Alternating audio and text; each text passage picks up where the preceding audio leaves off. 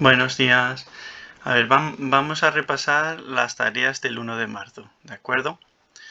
A ver, lo primero que tenéis que aprender es lo que es un cambio físico y lo que es un cambio químico. Un cambio ya lo sabemos todos. Cada vez que observamos que algo es diferente en el tiempo, eso es un cambio, ¿no? Pero los cambios pueden ser físicos o pueden ser químicos. La definición del libro dice: un cambio físico es aquel que no altera las sustancias que intervienen en él, ¿vale? Por el contrario, un cambio químico es el que da lugar a sustancias nuevas sustancias. Bueno, si la composición química no cambia, el cambio será físico. Si la composición química cambia, el cambio es químico. ¿Qué cambios vamos a considerar fundamentalmente físicos? Pues el caso del movimiento. Cada vez que observamos un movimiento de algo, de un objeto, eso es un cambio físico. También se puede considerar dentro de esta categoría de movimientos cuando disolvemos una sustancia. Echamos una sustancia, por ejemplo, sal en agua y removemos. Las partículas de la sal se van recolocando y se mueven dentro, pero realmente la sal sigue siendo sal, el agua sigue siendo agua y no ha habido un cambio de sustancias. ¿De acuerdo? Entonces, disolver una sustancia también sería un cambio físico. Los cambios físicos también vamos a considerar los cambios de estado como la fusión o como procesos físicos, ¿de acuerdo? Estos cambios es donde más se suele equivocar la gente. Entonces, los cambios de estado, los 6 que conocemos, son cambios físicos.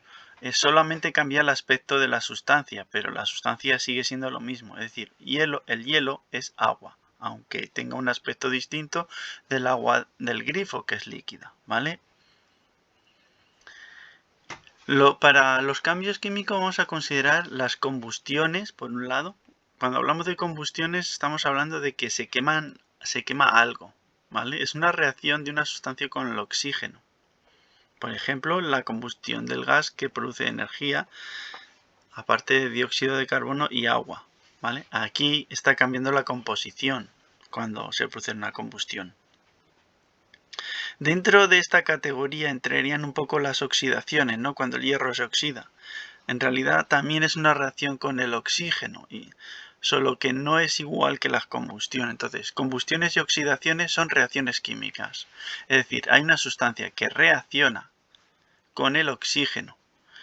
En unos casos se produce, en el caso de la combustión se produce dióxido de carbono y agua, en el caso de las oxidaciones pues se producen óxidos, el óxido de hierro o del metal que corresponda.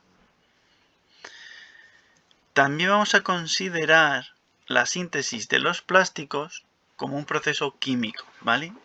Puesto que se utilizan sustancias que bien proceden del petróleo y son sometidas a diferentes reacciones químicas, ¿vale? Bueno, la tarea que había que hacer este día es el 2, ¿no? Dice, ¿qué tipo de cambios se dan en las situaciones de la vida cotidiana? ¿Vale? Tenemos que decir si son físicos o químicos. Aplastamos una bola de plastilina. Ahí hay movimiento. Siempre que se deforma algo, se rompe algo, implica movimiento, son cambios físicos. B. Obtenemos hidrógeno y oxígeno por electrólisis del agua. Según la definición, en el momento que cambia las sustancias químicas, se produce un cambio químico. Entonces, si teníamos agua y luego tenemos hidrógeno y oxígeno, han cambiado, por lo tanto es un cambio químico. Se extrae aceite de las aceitunas en una almazara. Vale. Esto simplemente es presión. Lo único que hace es separar el aceite que está dentro de la aceituna, sacarlo fuera. Ya sé que puede parecer que es un cambio químico, pero en realidad es un cambio físico. ¿Vale? Es como aplastar un limón. Sale el jugo, pero no está. Ese jugo seguía estando dentro. Lo único que hace es separar el líquido de la parte sólida. Y D. La gasolina se quema en el motor de un coche. Siempre que hablemos de que algo se quema es una combustión. Las combustiones hemos dicho que son químicos, ¿vale? Procesos químicos. Bueno, esto sería todo por hoy. Venga, hasta luego, chicas.